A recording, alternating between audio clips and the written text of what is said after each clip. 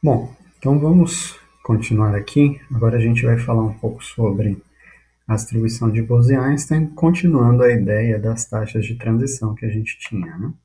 Então, só para lembrar, a gente estava trabalhando com dois estados, né? Vou colocar isso aqui no canto. Tinha a transição entre dois estados, eu tinha o estado E1 e o estado E2. Esse estado E1 tinha N1 partículas e o estado E2 tinha N2 partículas, e a gente descreveu as taxas de transição R12 e R21 entre esses estados, certo? E escreveu a relação entre clássica, né? Relação clássica entre essas taxas de transição R21, R12, como sendo dada pela razão entre as distribuições de Bose, de Maxwell-Boltzmann, na verdade, exponencial de menos E2 sobre Kt, certo? Então, ou seja, depende da separação de energia entre esses dois estados.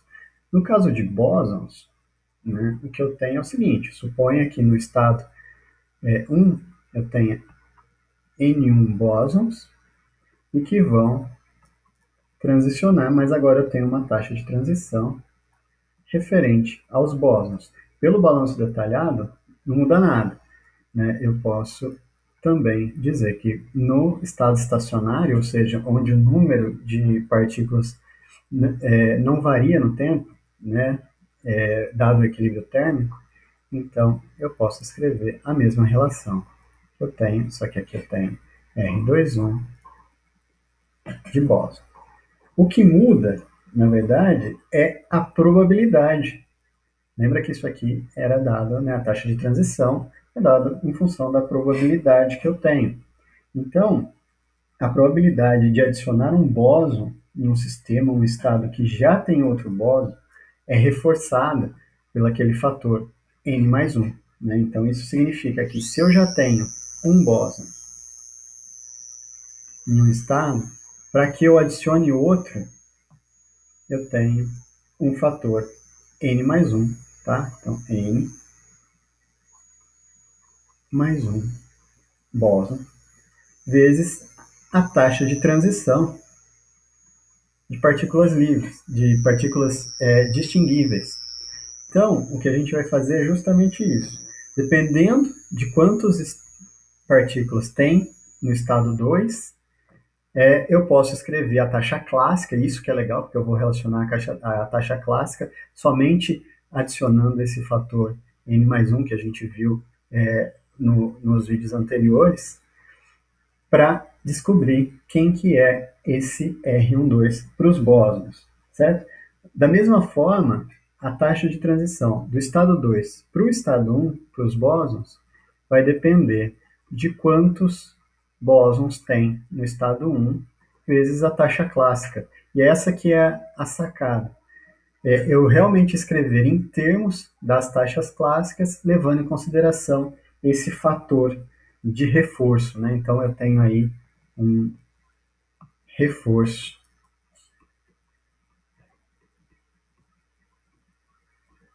nas probabilidades, e a gente viu que isso está diretamente associado com o fato das funções de onda, para os bósons serem simétricas. Né? Então, a densidade de probabilidade ela aumenta quando eu já tenho uma partícula naquele estado.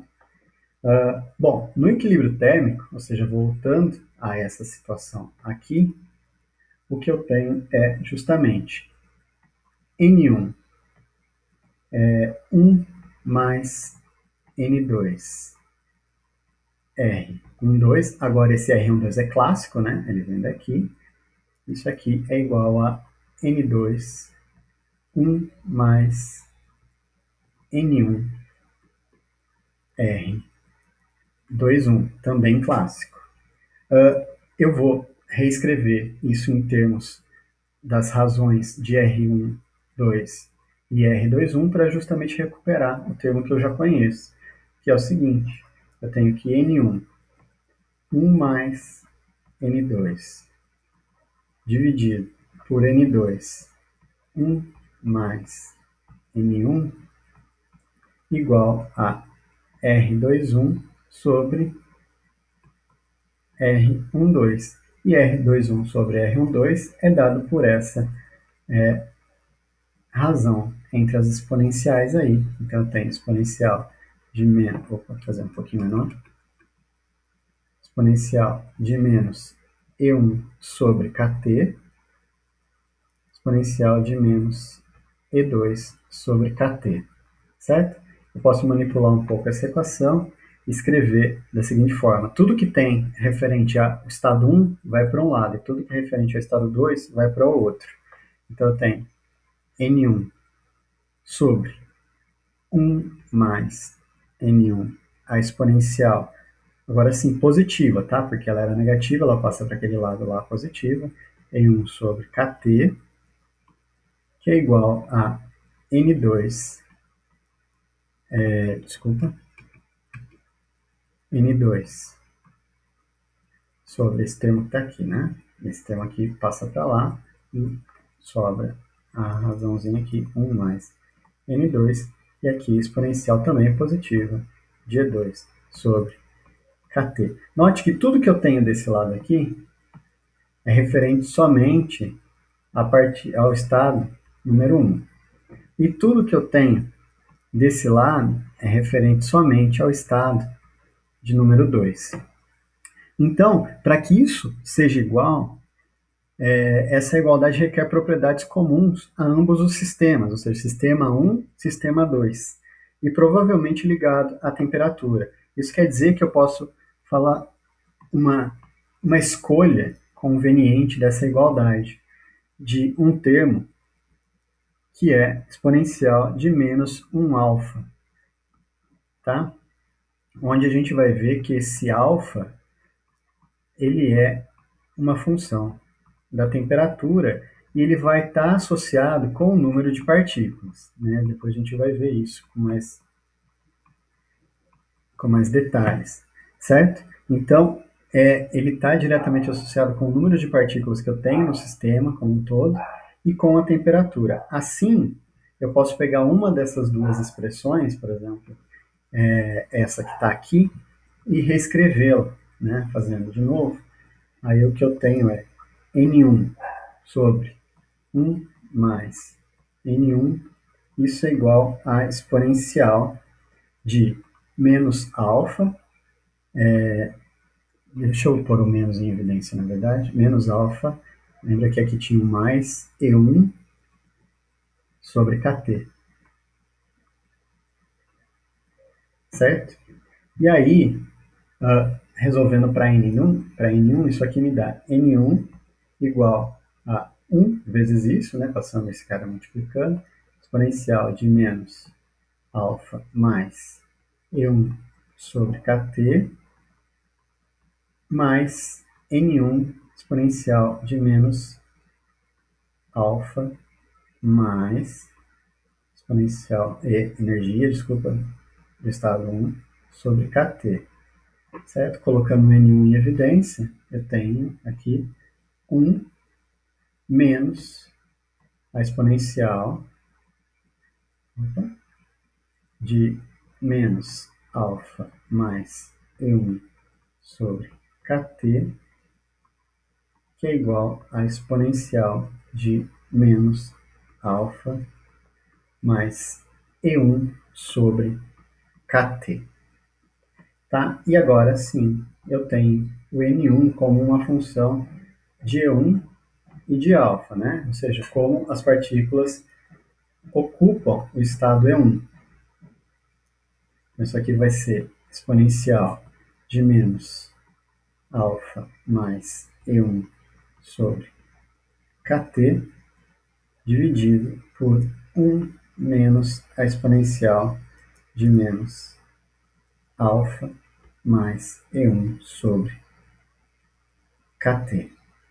E aí, dividindo todo mundo por esse termo que está aqui, eu tenho N1 de E1, nesse caso eu vou deixar explicitamente o alfa, vai ser 1 sobre, né, eu tenho esse termo aqui dividindo, então ele passa a ser positivo, exponencial de alfa mais E1 sobre Kt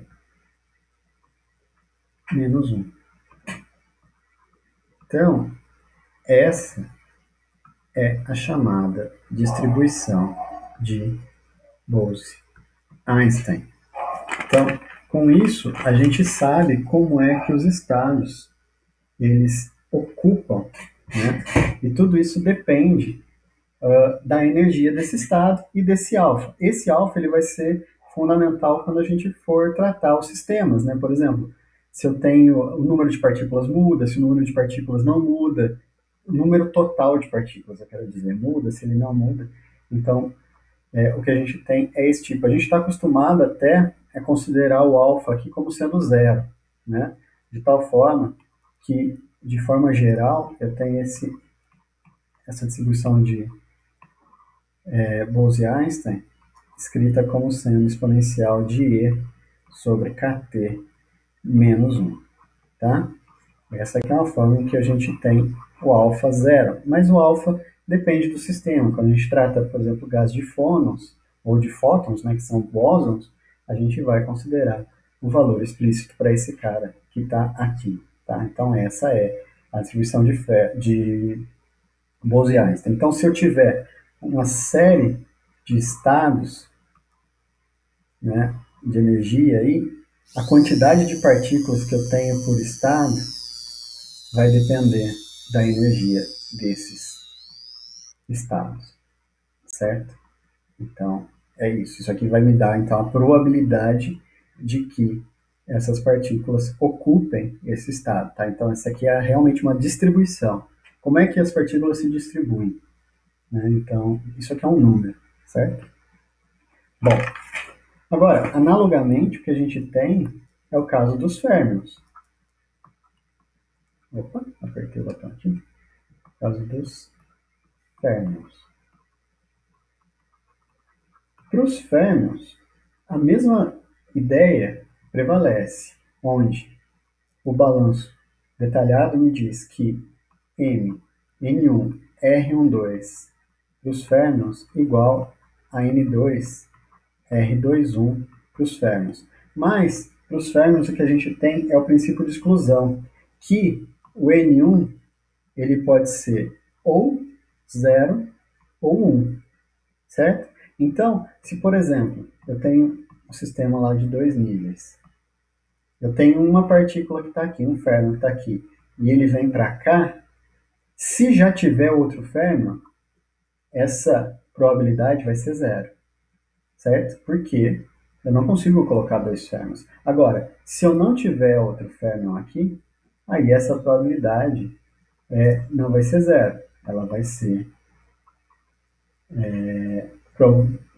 vai ser proporcional a uma taxa de transição, mas não vai ter nenhum fator de reforço. O fator de reforço aqui é 1, né? Então, o que acontece é que eu tenho, ao invés de um fator de reforço, eu tenho um fator de inibição, no caso dos férmions. Isso quer dizer que R12 para os férmions vai ser igual a 1 menos N2. O fator clássico, transição, a taxa de transição clássica. Então, por exemplo, o N2 ele pode ser, né, igual a N1, 0 ou 1. Se o N2 for 0, beleza. Então eu tenho uma transição que é clássica. Eu digo a transição no sentido de a probabilidade de transição é igual ao valor clássico. Agora, se o N2 for 1, 1 menos 1, 0, então não tem transição. O mesmo acontece quando tem o R21, os férmions. Mas agora depende de quantas partículas tem no estado N1, certo? E ainda assim eu tenho R21 clássico. Aplicando essa ideia do balanço detalhado, o que a gente tem é N1, R12 é 1 menos N2, R12 clássico, e aqui eu tenho N2, 1 menos N1, R21. Separando esses termos da forma que a gente havia feito, então tem N1 sobre 1 menos N1, e aí aqui eu tenho outro termo que é N1 menos N2 sobre N2, e isso aqui é igual a R21 sobre R12. Isso aqui, como a gente está escrevendo em termos das distribuições clássicas, isso aqui é exponencial de menos E1 sobre KT dividido pela exponencial de menos E2 sobre KT. Arrumando esses termos, colocando tudo que é N1 para um lado e tudo que é N2 para o outro, então eu tenho N1, 1 menos N1 exponencial de E1 sobre KT igual a N2, 1 mais, desculpa, aqui menos, né, não muda, N2 exponencial de E2 sobre KT. Mais uma vez, tudo que eu tenho desse lado aqui refere-se ao, não é diferente, é número, ao sistema número 1. E tudo, sistema, estado, certo? Tudo que eu tenho desse lado refere-se ao estado, sistema número 2. Então, para que isso seja igual a isso, necessariamente eu tenho uma constante aqui e a gente vai usar a mesma ideia dessa exponencial de menos alfa dos dois lados. Sendo assim, o que vai acontecer né? Vamos pegar para o N1 aqui. O mesmo vale para N2, tá? Então, 1 menos N1 igual a exponencial de menos alfa,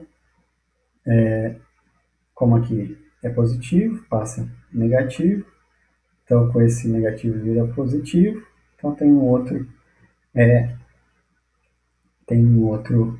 mais aqui, E1 sobre KT, certo? Multiplicando e voltando, eu consigo escrever o N1 de E1 e alfa como sendo. Eu pulei alguns passos, mas é o mesmo que a gente fez já com os bósons. Exponencial de alfa, exponencial de E1 sobre KT mais 1. Lembra que para o bósons era menos, e agora eu tenho mais 1. De forma geral, né? Então, isso vale para a ocupação como uma função da energia. Então, o que eu tenho é exponencial de alfa, exponencial de E sobre KT mais 1.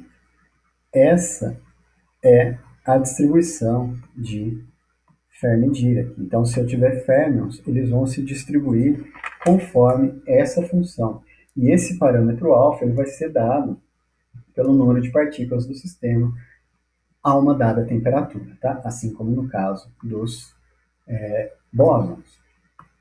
Tá? Então, a gente pode escrever as funções de distribuição de uma forma bastante elegante, como sendo n de E igual a 1 sobre a exponencial de alfa, exponencial de E sobre KT, mais um S aí, onde esse S pode assumir três valores. Ele pode ser zero, isso implica na distribuição de Maxwell-Boltzmann. Ele pode ser 1, então eu tenho a distribuição de Bose-Einstein, e ele pode ser menos 1, então eu tenho a distribuição de Fermi-Dirac. Certo? Então, se eu tiver partículas clássicas, eu tenho essa. Lembra que o A vai ser justamente esse 1 sobre exponencial de alfa, né? Então, é o Maxwell-Boltzmann. E aí, a gente tem que esse alfa está associado com a ocupação, né? Então, o alfa de T aí, ele está associado com a ocupação dos estados, né? Assim como no caso da distribuição de Maxwell-Boltzmann, tudo. E ele depende do número da ocupação e do número de partículas. Nossa, partículas, não, né? Partículas em um dado estado com energia E, em função da temperatura de equilíbrio do sistema. Então, na distribuição de Bose, para pequenas energias em relação a kT, o número de partículas por estado quântico é maior do que na distribuição de Boltzmann, por exemplo. Já para a distribuição de Fermi, é interessante, porque a gente pode definir esse E, esse alfa, através de uma energia característica do sistema, que a gente chama de energia de Fermi, que é o menos alfa kT, certo? Porque a energia de Fermi diz a máxima energia que os férmions podem ter dentro de um sistema. Note que é interessante que eu posso definir um limite, porque como os férmions só podem ter um por estado, então, quando já tem um, a próxima energia possível vai ser a superior, e a superior até a máxima energia, e essa máxima energia depende do número de férmions que eu tenho no sistema. Então, quanto mais férmions, mais energia tem esse sistema.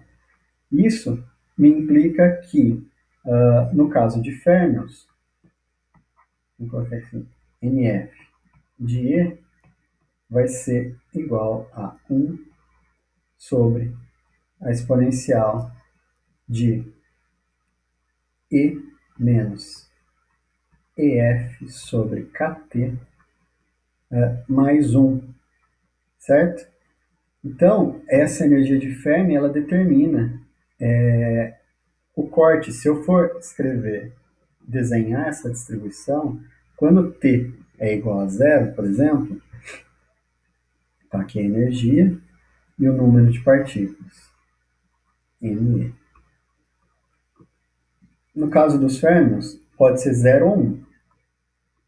Tá? Então, a energia de Fermi me diz exatamente onde que isso aqui vira 1. Tá? Então, significa que se a partícula tiver energia menor do que, aliás, desculpa, se o estado tiver energia menor do que a distribuição de Fermi, que é a energia de Fermi, então ele vai estar ocupado. Se ele tiver energia maior do que a energia de Fermi, ele vai estar desocupado. Só que isso varia um pouco com a temperatura, né? Com a temperatura, o que acontece é que há uma alargada nisso, mas ainda o centro dessa distribuição, aqui em torno de meio, depende da energia de Fermi. Então, é assim que a gente trabalha com a distribuição de Fermi. Já a distribuição de Boltzmann e de Maxwell-Boltzmann e de Bose-Einstein, elas são distribuições que dependem da energia menos 1, então depende desse fator alfa, a gente precisa definir esse fator alfa em função aí do kT. Então, esse kT, isso que é interessante, né, que é a constante de Boltzmann vezes a temperatura, é uma medida da energia térmica.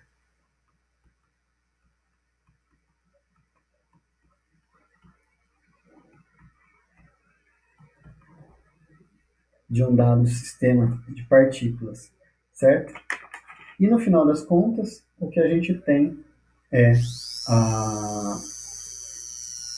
que as ocupações seguem essas distribuições, tá? Então, se a gente fosse fazer um sumário, o que a gente tem é o seguinte: tem aí, até por do jeito que eu estou já colocando, tem o Maxwell-Boltzmann, Bose-Einstein e Fermi-Dirac. Então, essa distribuição de Maxwell-Boltzmann são por partículas idênticas, todas, né? Partículas idênticas, mas elas são distinguíveis.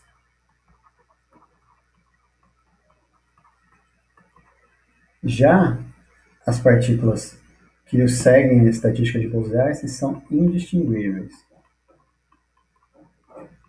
O mesmo acontece para as partículas de Fermi-Dirac, indistinguíveis. Essa distribuição de Maxwell-Boltzmann ela é válida para distribuições, inclusive quânticas, mas em que a energia é muito maior do que kT. Ou seja, kT me dá a característica da energia térmica desse sistema. Então, vale tanto para partículas distinguíveis quanto partículas indistinguíveis, mas para altas energias. Já Bose e Einstein vale somente para bósons, que têm funções de onda que são simétricas.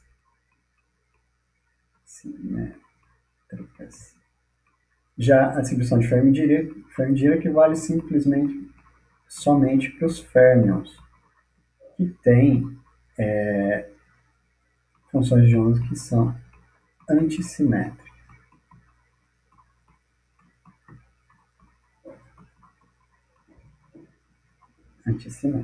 Tá? Então, lembra que essa simetria é a troca de partículas. Nesse caso aqui, eu não preciso exigir simetria, porque como elas, nesse regime, elas são distinguíveis, então não preciso disso. As funções de distribuição eu já apresentei, né? Essa aqui tem um comportamento exponencial decrescente, né? Já essa aqui depende do regime. Então, se eu tiver energia muito maior do que kT, lembra então que kT é uma escala para esse sistema. Então, eu tenho esse comportamento exponencial. Já se o E for menor do que kT, então essa aqui é maior, a quantidade de partículas que eu coloco é maior do que a distribuição de Maxwell-Boltzmann. Por que maior? Porque os bósons eles têm essa característica de que, para baixas energias, é muito mais provável colocar mais bósons em um estado do que se elas fossem distinguíveis, né? A gente mostrou isso. No caso dos férmions, o que eu tenho é, quando isso aqui for, a energia for muito maior do que kT, mais uma vez, eu tenho aí um comportamento que é exponencial. Já quando a energia é muito menor do que kT, o número de partículas por estado tende a zero, certo? Essa distribuição se aplica a gases, modos de vibração,